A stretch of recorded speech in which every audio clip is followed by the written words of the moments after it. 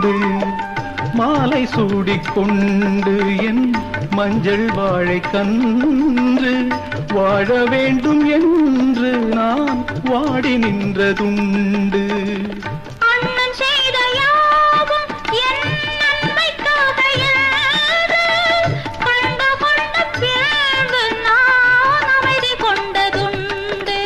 கொண்டவன் துணையோடு நெற்றி குங்குமம் மலரோடு தங்கை மங்களம் பெற வேண்டும், அந்நாள் கண்களில் வர வேண்டும். கண்ணனின் சந்நிதியில் எந்தன் கண்மணி புன்னகையில் இனிமேல் காலங்கள் உள்ளவரை எந்தன் பொன்மணிக்கென்ன குறை?